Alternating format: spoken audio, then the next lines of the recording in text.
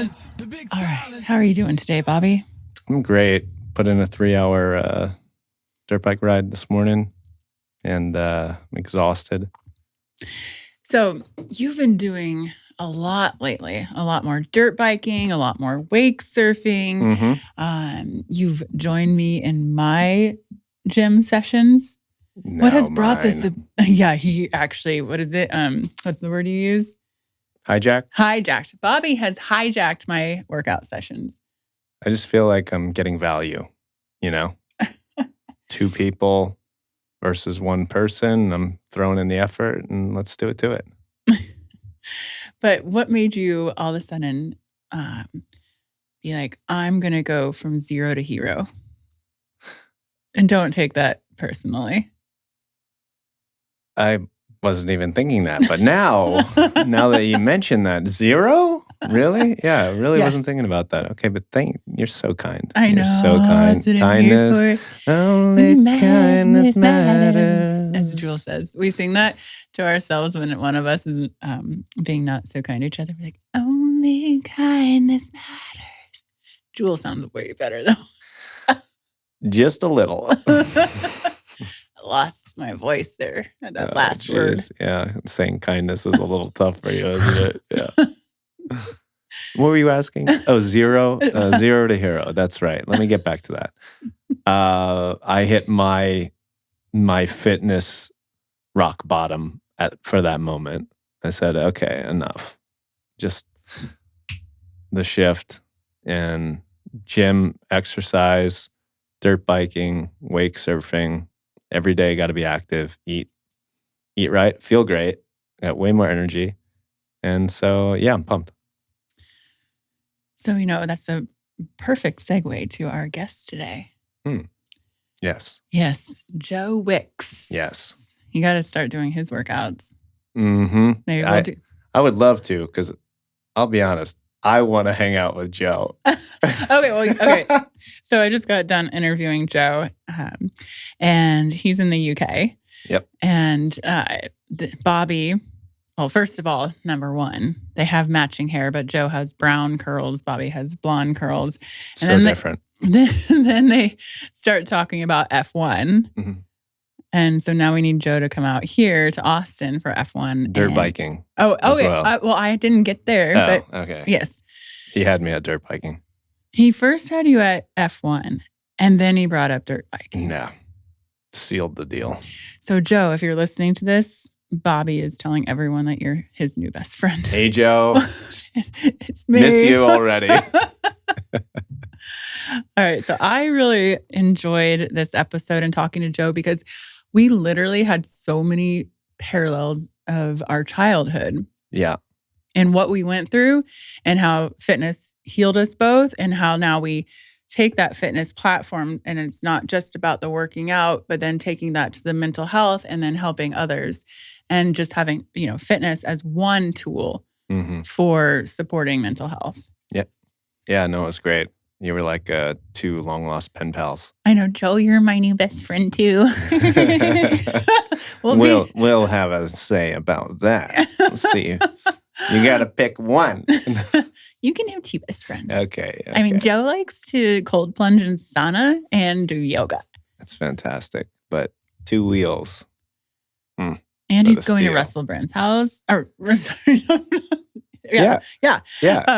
Tomorrow to cold plunge. Which as soon as he started talking as well, and I saw him, I was like, it just reminds me of Russell Brand. Yeah, they should hang out. Yeah, for sure. So they have such good energy, both of them. Yeah. So, Joe, just tell Russ, hey, what's up? Mm-hmm. All right. Well, I hope you enjoy the podcast and see you on the other side. See you on the trails.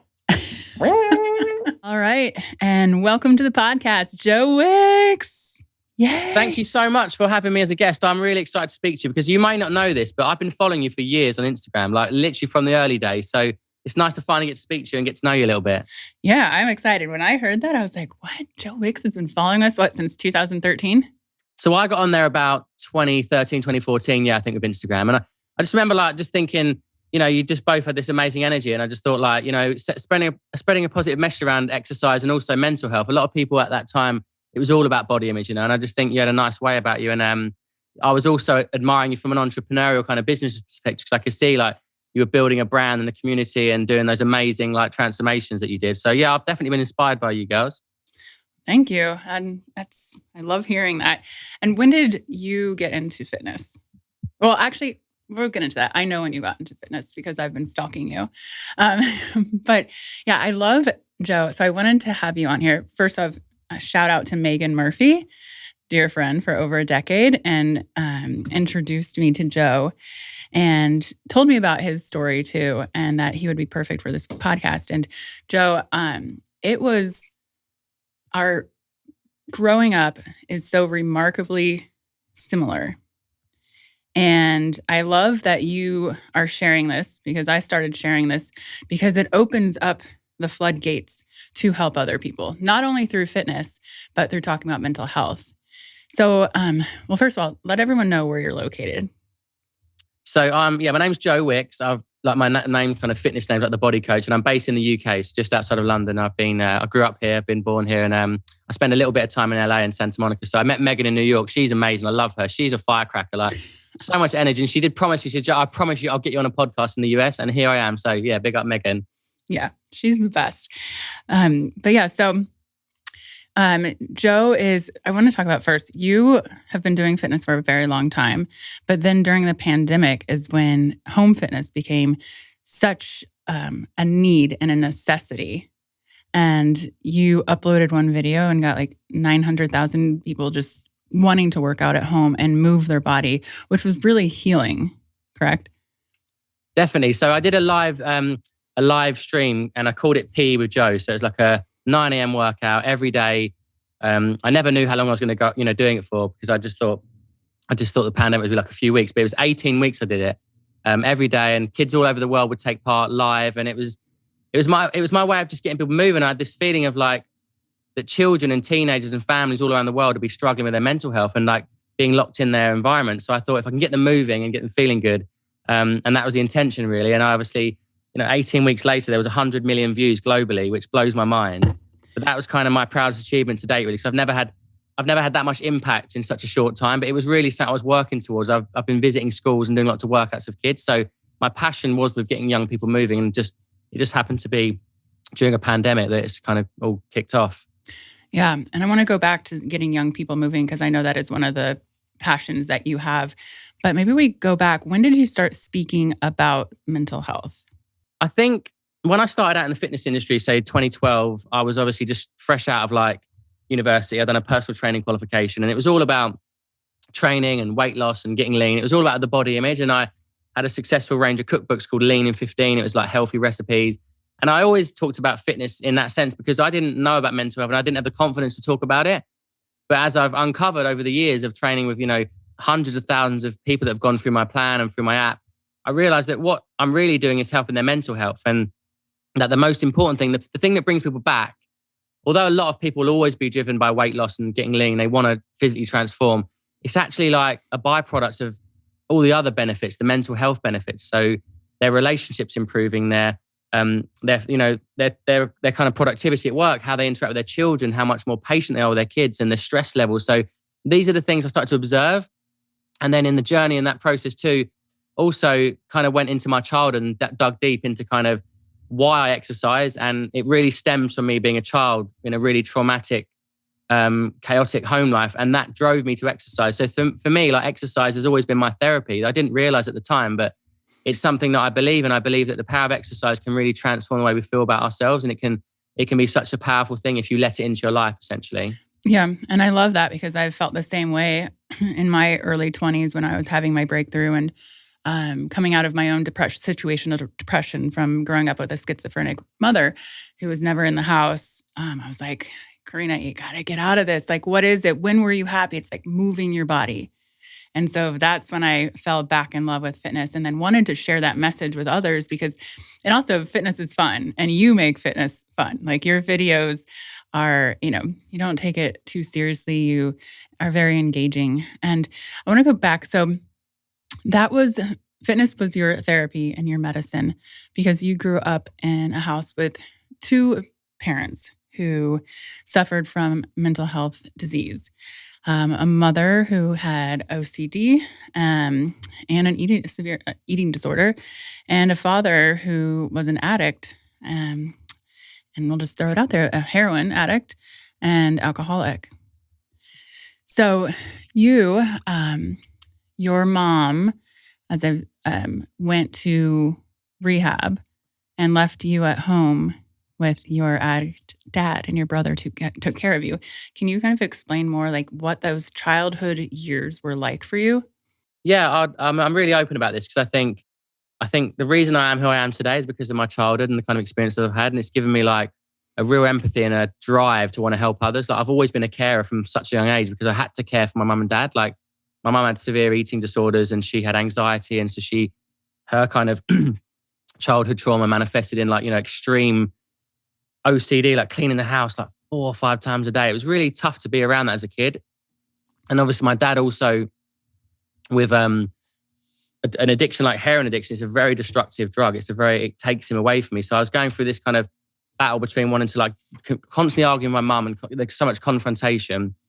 And then my dad, you know, being a drug addict, it was tough. So it was just like such an unstable home life. Like one minute he was there and things were great, and the next minute he's in rehab and it's like they're arguing and like the whole family falls apart. But I only found that out that my mum went to rehab for 5 months when I was 10 years old. Recently, when I filmed a documentary on BBC One where I kind of investigated like what was happening as a child. And I think we just compartmentalize, we block these things out, we suppress these memories. And yeah, it must have been the hardest thing in her life to like leave us with my dad. He wasn't clean at the time. Like it was really tough for her, but she knew if she didn't get help, that our whole lives would probably fall apart and we would end up probably in a similar path. So that was a brave decision from my mum to make that, you know, and take that step. Right. And then, so as you're growing up and your father did your father ever go, I know he did go to rehab and get clean, but in your young years and teenage years, did he ever go to rehab, or was he just in and out of the house? I like the one thing that I read where like you learned your dad would be like, I'm popping out to get milk. And you're like, you realized what he was really doing. Yeah. So basically my dad was like a drug addict from a very young age, you know, from the age of like 16, 17. So I didn't know what was going on really at the early age stages, but yeah, he was always relapsing. So he'd go to rehab, get clean for like a few months. And I was like, oh, this is great. Things are back to normal then. And then he'd be gone. And it was just really tough. But yeah, the one thing he would say, it was like his code for like, I'm going to, you know, I'm going to go and score some drugs, but he wouldn't say that. It's like, I'm just going to go and get some milk and pop around the shop, but he never came back. And so, yeah, it's quite just traumatic in the sense that I was always being lied to, you know, with drug addicts, they will never admit until you catch the drugs in their arm, they will never admit to it because there's too much shame and guilt and they're just never going to admit it. So a lot of lying and deceit, I found it really hard to trust him. And we've got a great relationship now, but yeah, at the time I was really resentful as a teenager, very angry, very, very frustrated, resented it. And then that was really when I probably turned to the gym a lot more. Like at 16, I joined the gym and I just used to go every day after school, 2 hours, you know, just, I didn't know what I was doing, but I knew that if I exercised, I was kind of releasing that anger and that tension. And when I went back home, I felt like I could just take it on the chin and I wasn't so fearful. So when you said caught the drugs in his hands, did you ever catch your dad? And that's when maybe there was a breakthrough? Never like really saw him practically taking drugs around, but you know, like the after effects with addiction like heroin, it's you're just sleepy. There's no emotion. So like, you're just numb. Like it wasn't like I could sit there and have a cuddle and read a book to me. Like it was just that really like vacant kind of, you know, sedated like drug addiction. So yeah, it was tough. My older brother, Nicky, was about 1.5 years old and he saw and observed a lot more than me. He kind of would have seen. But the thing about drugs like that, there's always a smell. Like there's always a kind of, you can just tell it's been going on. Even though I didn't see it with my own eyes. And so, yeah, it's mad. When I think about who I've become today, and I've got 2 children myself, like, and I imagine like them being in that situation. I just can't imagine what it was like for me as a kid. But we're resilient. Our children are resilient and we love our parents. Whatever our mums and dad put us through, we still love them. We still forgive them because they did their best at the time they were, you know? Yeah. And so your mom has OCD and eating disorder. Do you think were you ever, obviously mentally you were affected by it, but did those habits ever affect you? Did you ever bring those habits on? And I asked that because my mom, I believe she was like always talking about losing weight and this and put my sister and I on a diet all the time, which developed into my own as a very young teenager having bulimia. It's very common, isn't it, that you hear Because when you're a young person, how often do you hear a female being positive about their body, like saying, I love my body or I love my legs? They just don't. My mum was the most beautiful. Honestly, my mum was absolutely beautiful. But yet she would always say to me, do I look ugly in this dress? Or she just never accepted compliments because she had such little self-worth. And I understand now that manifests, it's come from her childhood trauma. She had some really tough experiences and, relationships with her parents and stuff were difficult. And also, boyfriends and just the way she was treated. And so that really affected her. But for me, I didn't have that kind of issue around food. I'm actually I love my food. I've always been a big eater. I was quite skinny as a kid. So I had a complex more about wanting to be bigger because I was just so skinny. I was so tiny. So that probably drove me a little bit to the gym as well to kind of get a bit bigger. But yeah, I think I don't feel like I've got any kind of addictions or eating disorders, but I've definitely been affected by the kind of the addiction and trying to have form relationships where I trust people. It's taken me a long time. Yeah, same here. I've been married, I don't know, 6 years. We're together 10, but it took me a long time to be able to trust people again because you have a parent who basically was not there for you or had lies surrounding you, lies that you probably believed or what your dad was lying to you, going to go pick up milk. So have you gone through therapy and that process? And when did you finally decide that you needed therapy?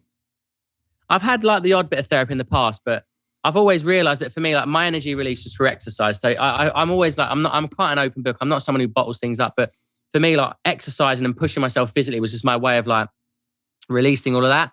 It's only recently really with the documentary that I filmed that I kind of went into that depth of really getting deep into my childhood and understanding. But it was like therapy, having the conversations in itself. We recorded it was on camera and it was emotional. So I found it difficult. But looking back now, it was good to just have that conversation, get out in the open. And, our friendships now between my mum and dad, we're all really close now. So it's although I had this mad, chaotic, confrontational, destructive home life, it gave me so much drive and it made me want to be a better person. I'm a good husband. I'm a good, I'm a good parent and stuff. So I've learned from their mistakes and I'm really loving because of it. But one thing I will say is that even though my mum and dad had their issues and their mental health issues, it was difficult, they always loved us. And I think that's why me and my brothers have turned out well, because as long as you've got love, you can pretty much overcome all the other stuff. It's in the absence of love from your parents that you really struggle, I think.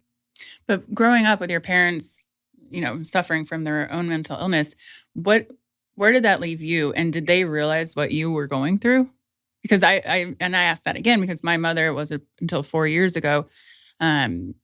She thought we just all had dinner at the dinner table every night when she was gone and that we were a happy family. And once I told her what the truth was, she just, her brain couldn't develop really to process what I was telling her. But she just never knew that I was suffering. I think it's hard for my mum and dad to, at the time, didn't acknowledge they had mental health issues because they just didn't know at the time. This is 85, 90, no one's talking about mental health back then. Yeah. My dad had an addiction. And so my dad was always in his head, he was the victim. He was addicted to heroin. How sad it was for him. But he didn't realize, and now he does, that all those decisions he made, all of that aggression, all those fights we had, all those times he abandoned us, he knows now that has an impact. But at the time, he was too in the addiction to really get it. And my mum at the same time, she's been a very loving mum, even though it was mad and we argued so much. When you imagine living with a woman who wants to clean the house all day, every day, you can't have friends around, you can't make mess, you can't make noise. It was walking into a show home that's just perfect every time. And that's a lot of pressure when you just want to come home with friends and have a little just party or hang out and play Call of Duty or something. So it was tough and she didn't really know at the time, but she's constantly apologizing to me about things in the past. And I say, Mum, listen, whatever you did, your parenting, because she raised us really on her own,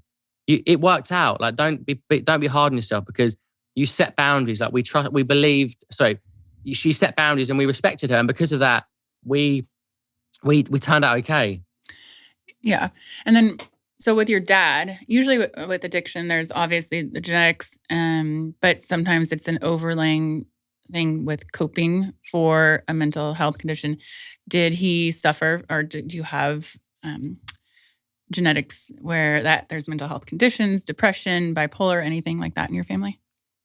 Well, yeah, it turns out my grandfather had depression. My grandma has depression. My dad has depression. And, his father was also an alcoholic. So his addictions run rife through all of his all of his family, they're actually based in the US and Canada, and a lot of them lost their lives to addiction. Like, all ended up doing fentanyl and just like ended up dying. It's so sad. My dad's lucky that he survived because he was shooting up for years, and it was like roulette, I always say I'm so grateful you survived, but that really has ravaged his side of the family a lot, the addiction.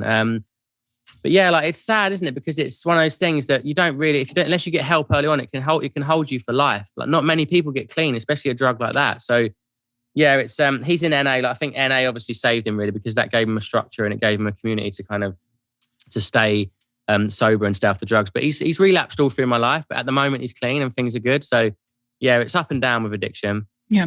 Going back to fentanyl, because I'd like to highlight this topic because especially here in the US, the fentanyl pandemic or whatever you want to call it, I just lost two of my very good friends just lost siblings to that. They suffered from addiction, but they weren't trying to, pass. They went relapsed and, did something and there happened to be laced with fentanyl and they lost their lives. And so I always like to say a shout out, like, just don't do drugs. Do not. Yeah. It's so scary right now. I don't know if you guys are having that where you live, but in the US, the fentanyl is everything being laced with it is really bad. I think it's a bigger issue in the US, but yeah, there's drugs everywhere in the UK. It's one of those things that it's always around. But yeah, I think there's more cases of deaths and suicides and stuff from that in the US. But yeah, it's really sad. And I'm just grateful that my dad survived addiction because I used to be so angry at him that why can't you put the drugs down? Like, why are we not enough? But now I realize that he loved us in spite of his addiction. And because he got clean and he actually changed his life, like he's around today to be with his grandkids. And so I see it differently. I've got more compassion. It took me a long time. I'm 36 now.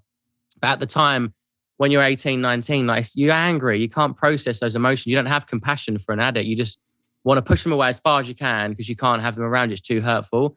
But what I've realized is, and I heard this somewhere else, but it's such a beautiful thought that the antidote to addiction is connection. So when someone is struggling, don't push them away. Like try and connect with them, try and give them love because they really just want to be loved and be cared for.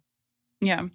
Yeah. I know with my mom too, became her caregiver and she suffered not only schizophrenic, but from depression and she was suicidal, but she never followed through. And I just tried to love her as best as I could. She did pass away last September, but yeah. Sorry to hear that. It's okay. I've been working through the grief,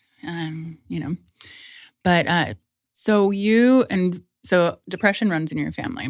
Did you ever, and addiction, clearly, and different mental health diseases, illnesses, did you ever live in fear that you would end up like your parents? I had a fear of addiction for sure. I mean, I definitely remember being a kid thinking like, well, my granddad was an alcoholic, my dad's a drug addict. If I smoke weed or drink alcohol, like, I'm going to be an addict. So it frightened the life out of me. I didn't have a drink until I was probably like 18, which is quite old here. Like people are drinking like 14, 15 here. So I was definitely cautious about that. And I just had this fear that I would end up, going down that destructive path. Because I saw like my dad used to drink beer and he used to smoke weed. And I thought, he's really fun and cool. Like he loves Bob Marley. He's got dreadlocks. Like, I love my dad. And then it was like a turning point where the drug addiction took over his life. And I definitely had that fear. I don't personally suffer from depression, but I feel like I've got a much more positive mindset. And when I do feel like I'm dropping it, if I'm feeling a bit low, I really have the tools to just pick myself back up and like get thinking positively. I'll do a meditation, I'll do a workout. So I think I have that mindset just to like keep myself on a positive level. Yeah. I mean, I say the same thing too. And everyone I talk to is like, I have the tools. And that's the great thing about our generation too, is we have the tools and like meditation, which has been around forever, but, working out and meditation and even myself too, if I don't meditate and I don't work out for like beyond 3 days, I'm going to drop a little lower. So that's really important. And so advice to anyone who, like a young kid, I like to go back because I like to work with kids a lot because we didn't have those resources when we were younger and we had to suffer through it and educate ourselves on what is going on in our home. And one of my biggest missions is making sure that young children don't have to suffer like we did and to educate and have these podcasts and these books and movies and films. But what is your biggest just advice to any children or young people? It's funny, isn't it, how we're on different sides of the earth.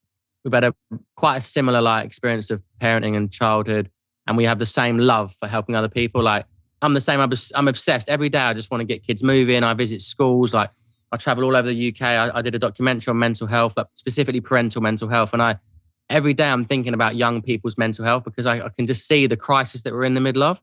That lockdown was one thing, but you throw in social media and you throw in screen device and addiction and all the other things that young people's minds are exposed to, which we didn't have to experience back then. Like it's way harder. And so, my first like advice for anyone is, to talk, to communicate and to not go insular and let like things get on top of you. Because when you realize actually, when you do speak and you show vulnerability and you have a cry, especially as a young man, like it's good. You release energy. You feel like you're not alone. Like there's other people that are experiencing that. And so talking to anybody is the most important thing. And secondly, obviously, is movement. Move your body move your body to transform your mind.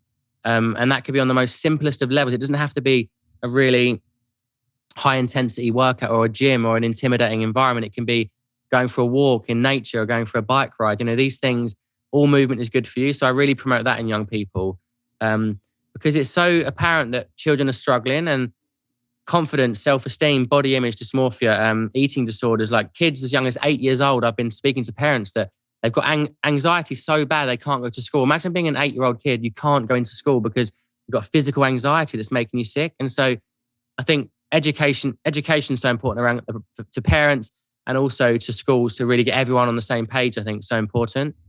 Yeah. And that's great advice. And those are the things that I hear. It's like, get out in nature, move your body, meditate, eat healthy, stay hydrated.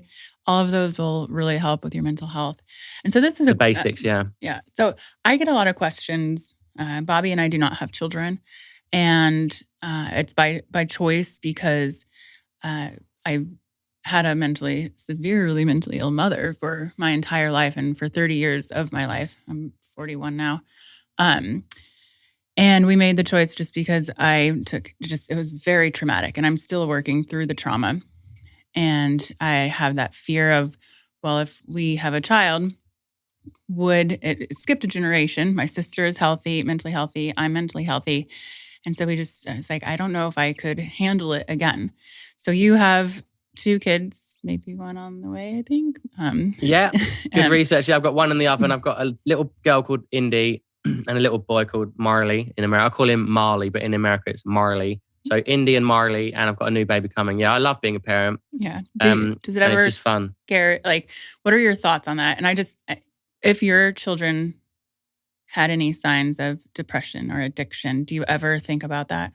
No, I don't really live that far in the future. I just think about, I think you can live like that and think about, anxious about giving them nuts or giving them like a new food because they're going to have a reaction. I've been much more like relaxed about these things. So I take it in my stride. But no, I mean, look, I just hope that I can educate them and give them the right tools to understand the world we live in and that social media isn't real and that like, there's more to life than just looking at your phone and looking at WhatsApp threads and stuff. Like you can actually be with your friends and have a community. I think that's the most important thing, that you teach your children kindness and you teach them to maintain relationships in the real world. Because once they do that, I think they can deal with all the other noise that's around. But yeah, no, I'm definitely not concerned. And I would give them as much love and support and obviously guidance and give them anything they need to help them get through. But the teenage years I'm most concerned about because obviously that's when we develop our real sense of self and also body image. And, I'd hate to think my daughter didn't love herself because she saw other girls on Instagram and other people with filters on and things. I'd hope that I can teach her that she is pretty and she's beautiful just as she is and you don't need to go down that path. And so I think it comes down to just educating them as they grow up, I think. Yeah. And obviously your children have great parents and stable. And, I think it was good for me. My mother was very unstable and always on a diet and having her slim fast or whatever. But my dad was the one who was like, Karena, you're so smart. You're so beautiful. And so I think that was kind of what helped. It was good. I remember those moments of not just the parent yelling at me, but then the parent over here that was like, you're smart, you're beautiful. So I love that. Really, I'm the same. I say it to my daughter every day, like, just, you're so smart and you're funny and, you're beautiful. Just the littlest things. And she's she says, "Thank you, Daddy." And she started to be so kind. She's actually like, she gives other people compliments. So I can see how that really has an effect on her. Like she'd say, "Oh, I love your new dress, Mummy," or "Your hair looks good." Like, because she learns that it feels good to it feels good to be kind and give compliments. So it's really nice that you remember those moments. Did you know at the time your mum had schizophrenia? Did you think it was just normal? That was like all mums, or did you know from a young age she was special? I didn't know until I was 12 years old, when she was a missing persons for quite some time. And we got a call from a hospital, and she was the longest Jane Doe there. And we went in, and the doctors talked to us and said, "Hey, she didn't say who she was or that she had a family until we started giving her Haldol, which was a medication they used back then." And so they diagnosed her. And so she would go on and off her meds. And then they're like, "She has schizophrenia." I'm like, "Huh? How do you even spell that?" And again, no one was talking about it. So I went to the library and found a book and educated myself on it. And I had normalized what was in my home. We weren't allowed to watch TV, wasn't allowed to wear a graven image. She was an artist and she burned all her art. And she was always going on a journey to save people, but she would walk for days. A lot of religious idealities. So I didn't know. There was definitely, growing up, she had a lot of rage and said a lot of mean things, but didn't have the diagnosis till I was 12. Wow. How did that affect you in your teenage years? Like, did you end up trying out, drugs and going down that path and stuff to soothe yourself? Yeah. I actually just released a book, a memoir in April, called The Big Silence. Growing up, it's about a mother-daughter relationship and growing up with a mentally ill mother. But I did 10 years I went through, I call it situational depression, because at that time, no one's talking about it. So I kind of like went in and like hid, and I didn't want to talk about it to my friends because they were like, "You're crazy." And my mother would tell me all her delusions. So as a kid, you believe what your parents are telling you. And so I went into about 10 years of drugs, smoking cigarettes, started with weed, went to everything else, never shot up heroin, took it in a pill form. But then in my early 20s, I was like, "What are you doing?" And at this point, I was from Indiana to LA and woke up after a 3-day bender. And I was in a park and I was like, "You're going to kill yourself, Karena." And I was like, "You got to make a change." And I was like, "Okay." And that's when I started working out again. I remember the last time I was happy was running a half marathon when I was in like 6th grade with my dad. And I was like, so then I got into triathlon. I always wanted to be a personal trainer, and fitness became my healing, along with a ton of self-help books and therapy and, That's amazing that like you had that experience and it's driven you to like, well, you had a moment of clarity where you just like, I need to change. A lot of people don't get to that point. They just go down that destructive path. And then you just literally like fired up all that energy in your body and mind. And now you literally help millions of people. It's really funny. Like we're really similar in a way, what we've achieved as well, especially with like the online fitness in the community. There's a reason we connect with people, right? Because we have an experience, we have a story, and we've got like a journey. There's more to us than just what you see on Instagram, isn't there? Yeah, absolutely. And for many years, I was afraid to speak about growing up with a mother who's mentally ill. And even when we started Tone It Up, Kat and I, we both came from a fitness background, and then we came together and I was like, "Kat, no one can know." This is in 2009. "No one can know that I did drugs and I went through this, and my mom was mentally ill. I'm a fitness superstar." And then finally I was like, I started talking about it more, and that was healing. And then like you, when you talk about it, then you realize it's not only your fitness that's healing people, it's the people reaching out and saying, I have suffered from this too. And then, your DMs fill up, your email, everyone reaching out. But so you're not only getting people healthy through physical fitness, but then through mental health and having them open up. And I know that you answer all of your DMs. Yeah.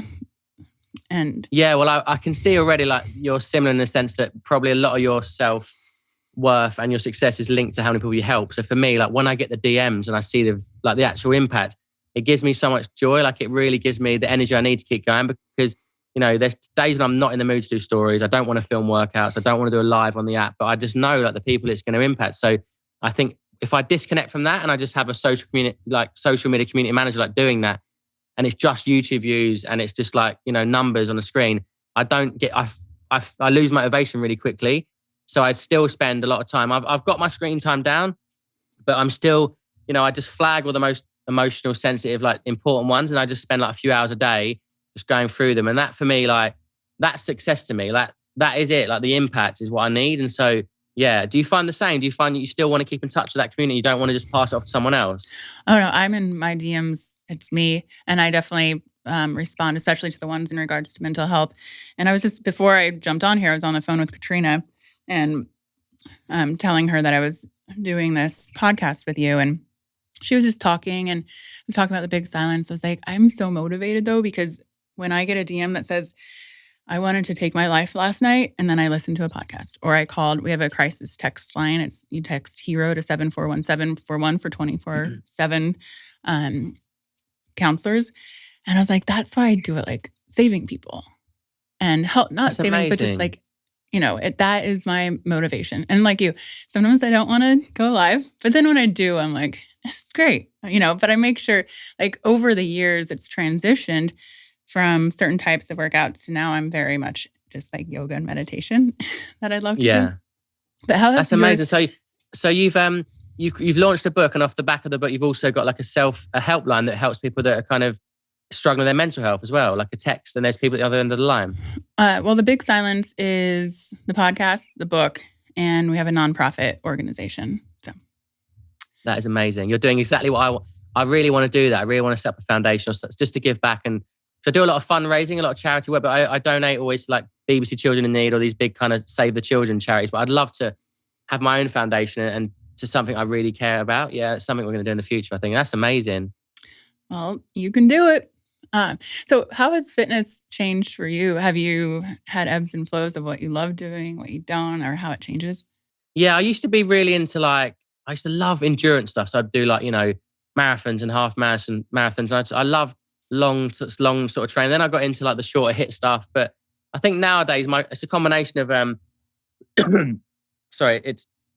nowadays it's a combination of like, hit training, because my app and my fitness business is based around like short workouts that people do at home.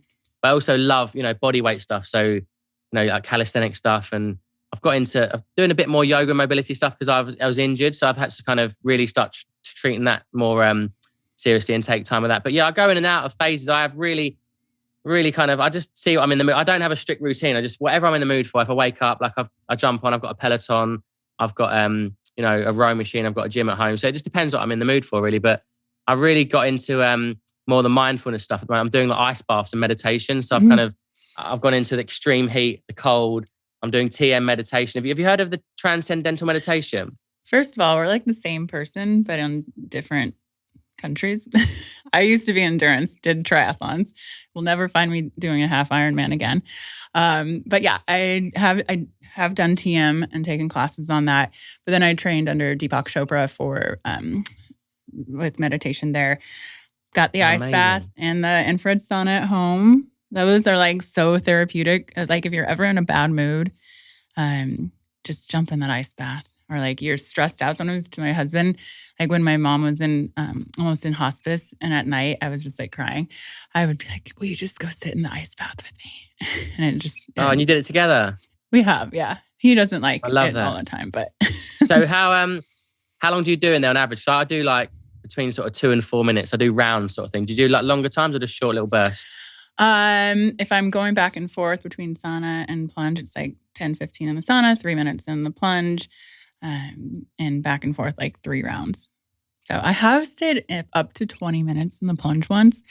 And that was I had to like lay in the sunshine for like an hour to cool down. I haven't gone that long again since. Yeah, that's deep. That's painful. do you have like the proper like ice on top? Yeah, proper icy, or is it just like chilled water?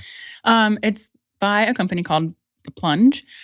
So it filters through and you can adjust the temperature. Do you have ice? I love that. I've got I just fill the bath up with water. Then I've got like a massive ice machine. I just dump it all in. So yeah, I'm trying to chase the cold. It's hot when it's really hot. That melts so quick. You can't really get it too cold in the summer. Yeah. I mean, I haven't been in the sauna since it's been up in the hundreds for the past few weeks. So I'm literally in a sauna in here right now. I'm like dripping sweat. So, Oh, it's that hot there. That's insane. oh yeah, Texas. Yeah, we literally live in the same like routine. I've been in my sauna today. I did 3 rounds of 3 minutes, and it's like you do exactly the same as me. It's weird. Yeah. But yeah, even for those listening, you don't have to have it at home. There's so many places now and wellness places where you can go and do saunas and plunges and all of that. So I love how it's becoming, again, normalizing all of that stuff and just so many wellness things out there now.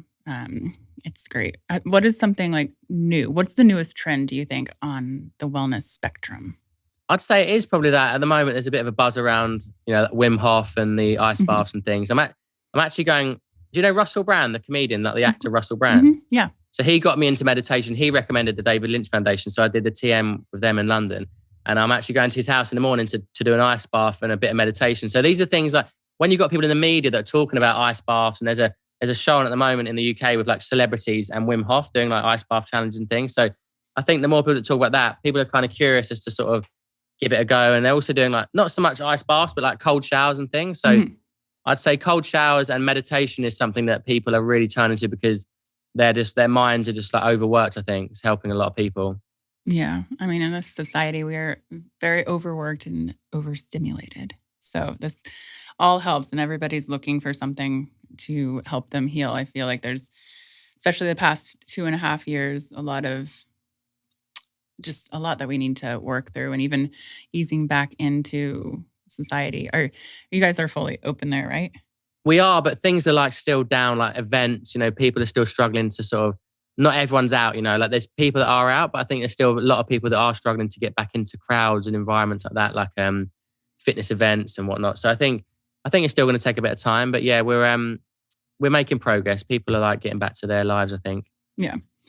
I wanted to circle back. I had one more question about your parents too. I know you and your dad have a good relationship and he's sober right now. What about your mom? So my mum is like amazing. She's been around today because unfortunately her mum just passed away. She had Alzheimer's and dementia. So she was struggling for the past few years and she recently, like a week ago, passed away. So I'm dealing with my mum grieving I've never experienced it. I've never had anyone in my family die because we were all quite young. Like my mum was really young when she had me. So I'm trying to like comfort her and it's like she's really fine one minute and she's laughing and playing with the kids and the next minute she's just like sobbing and wailing and stuff. So yeah, I'm just trying to be there, but we're very close. We speak every day, like WhatsApp, we call every day. I'm really only at my happiest when I'm with my family. Like I do love America. I spend a few months of the year and I've got a place in Santa Monica, but I'm not really fully at peace and at ease until I'm around my family. So when I come home, we spend a lot of time together and she's amazing. I just wanted to find someone. I feel like she's lonely, I wanted to find someone and be happy again and be in love. Oh, that's nice. You're a very good son. I have one more question before we wrap this up. That's very important. Silverstone F1 is next weekend. Okay. Is it Sir Hamilton or Russell? Well, first of all, I'm a fan and I actually got invited to Silverstone last year. I was with McLaren, so I was in the pits with like Lando and Daniel Ricciardo. And I looked today at the standing and where is Hamilton? Like, what is happening this year? He's like mid-table. I can't get my head around it. But he did win last year, like absolute perfection the way he did it on the last lap. So I think he knows the track. He's going to be fired up. It's going to be Hamilton, I think, for the win. Oh my God, I'd be so excited. Who's your team? Who do you suppose who's your team and who's your driver? Who do you support? Mercedes and Hamilton. Yeah, me too. Yeah. I was so upset when he lost and I just wanted him to win. But this year, like, he's not going to win. He can't win the championship this year. Okay, it's too late, right? Yeah, I think so. Right, Bobby? Not going to happen. No, it's not. It's like he's like way back. But no, I think he'll win Silverstone. And I've actually, because I'm friends with the guys at McLaren, they said, if you want to come to a race, let us know. And the one place I want to come to is Austin. So if I'm ever over there, I'll connect with you guys, yeah? Yes, we will be there. We have our spots. We're taking the big, the tour bus there, track right in front of the track. But yeah, hit us up. We're down. Are you like me, like a recent fan because you watched Drive to Survive, or have you always been a fan? I started being a fan in 2020, but Bobby has been a fan forever. Where did you go in Europe? I went to Monza. Oh, he went to Monza years ago. In Italy, yeah, that's amazing. But I started becoming a fan just basically during the pandemic because I was like, what are we watching? And then, and then I did see Drive to Survive, and yeah. Yeah, it's a good TV. It's really good documentary. Yeah, no, I love it. Well, when I come to Austin, I'm definitely going to come to the F1. So what time of the year is that? Is that in the summer? It's in October. Right. Yeah, I'm going to be there one day for sure. Well, thank you so much for talking and hanging out with me, Joe. I will put in the show notes everywhere that you can be found. I am going to watch your documentary this week on BBC. I watched a portion of it on YouTube, but I'm excited to watch it. I love everything that you stand for and that you share. And it's just about amplifying these voices and making everybody feel comfortable about talking about mental health. Oh, well, listen, I've had a great chat, and I'm very inspired by what you've achieved. And it's nice to because I didn't know your story, and that's what I love about podcasts. You really get to know someone's real story, and you come from a difficult, background to become a very inspirational person. To keep doing your thing, keep helping others, and I hope to see you when I come to Austin. Thank you. Thank you. The big silence.